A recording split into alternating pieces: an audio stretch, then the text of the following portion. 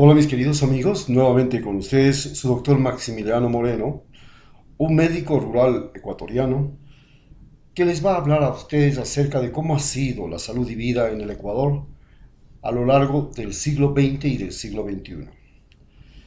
Para entender esto, empezaremos diciendo que desde comienzos del siglo XX, el Ecuador se convirtió susceptible ya no solamente a las catástrofes naturales y también a lo que serían catástrofes humanitarias, sino que también se volvió susceptible a un fenómeno que tenía mucho que ver con los malos gobiernos. ¿Cómo es que estos pudieron afectar a la salud de los ecuatorianos? Empezaremos diciendo sobre lo que tiene que ver con las catástrofes naturales.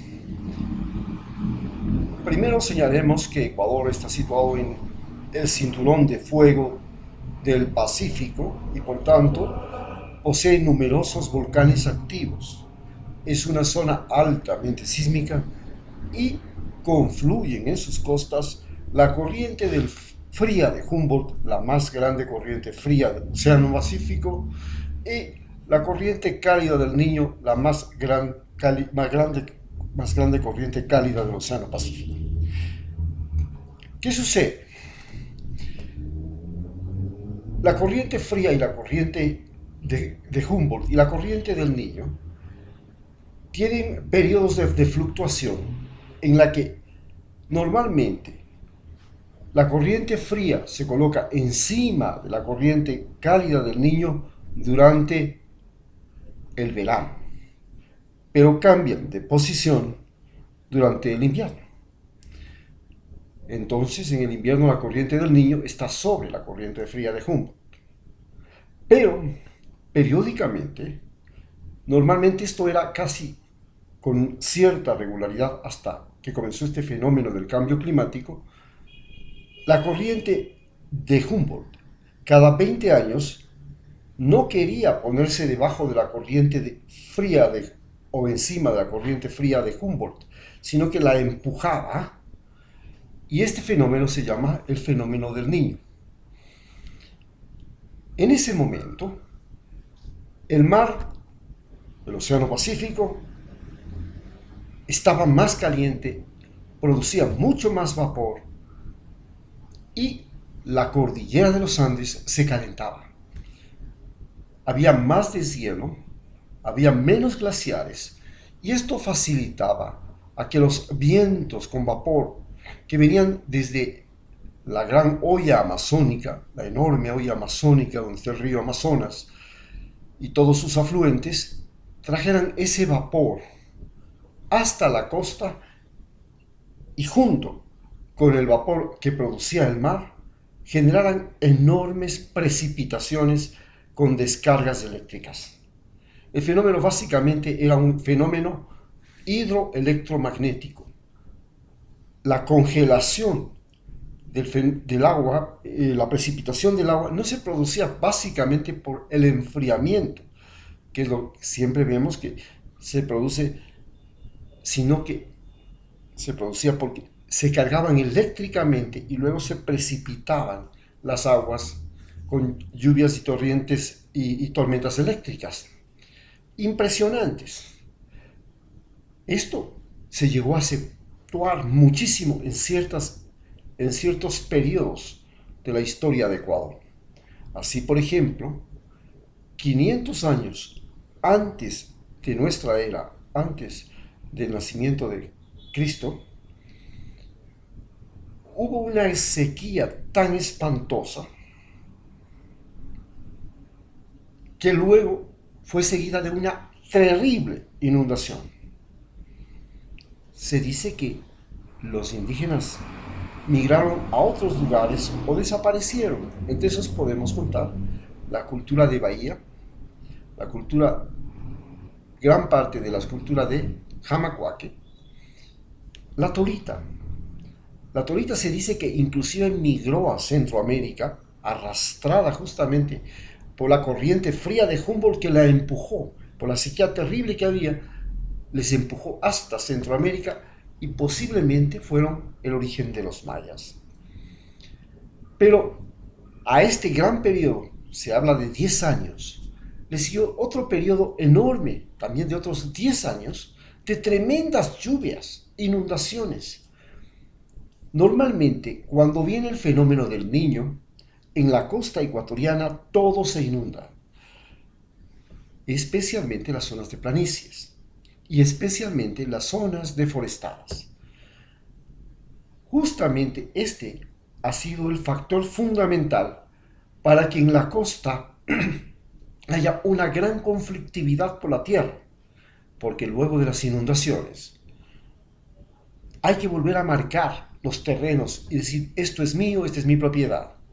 Y nuevamente, cuando se volvían a colocar las cercas después del fenómeno del Niño, venían las disputas entre vecinos que terminaban con machete y con violencia.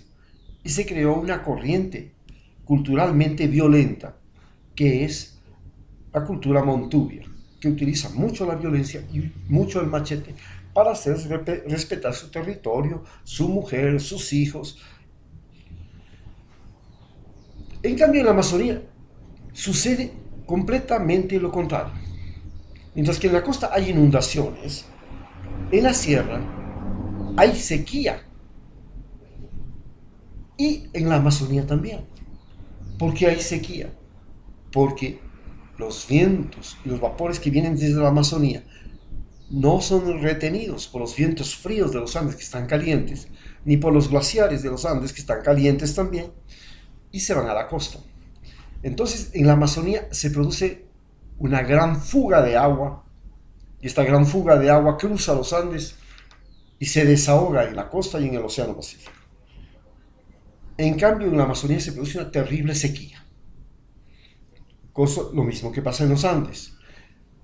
A la inversa, cuando hay sequía en la costa, es porque hay demasiado frío. Ha llegado la corriente fría del Niño, pero ahora se llama la Niña, y le choca la corriente de cálida del Niño y le empuja. Se llama el fenómeno de la Niña.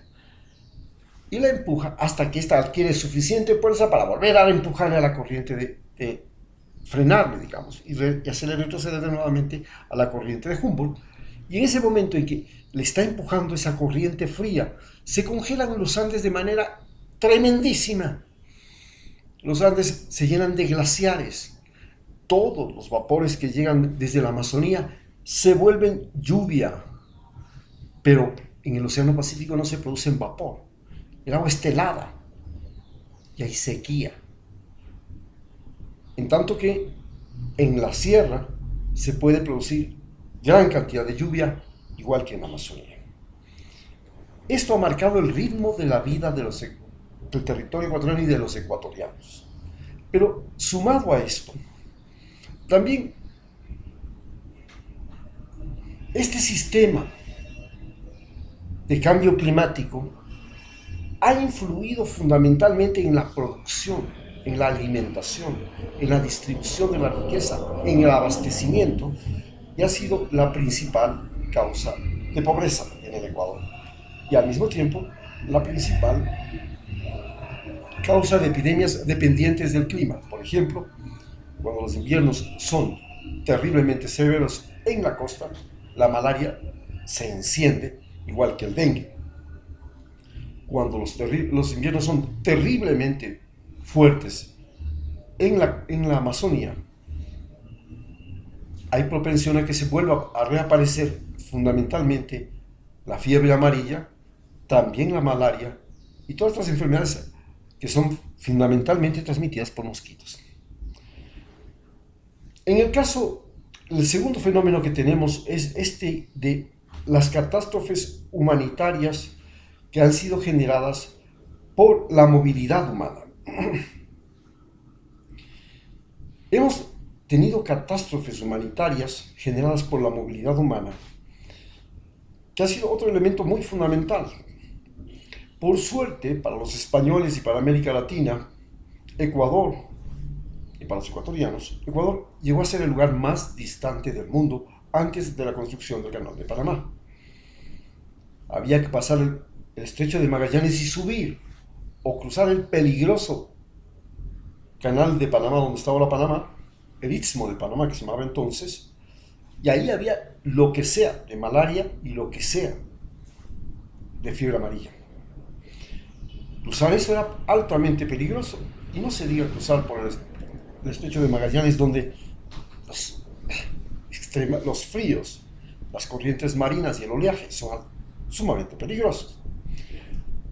Llegar a Ecuador ya era difícil. Ecuador era selvático, pero además con la llegada de los españoles, la costa ecuatoriana era una zona llena de insectos, llena de serpientes, llena de enfermedades traídas por los mismos españoles, el sarampión, la viruela, la tosferina, la difteria, la tuberculosis, todo se propagaba mucho más rápidamente por la costa que por la sierra.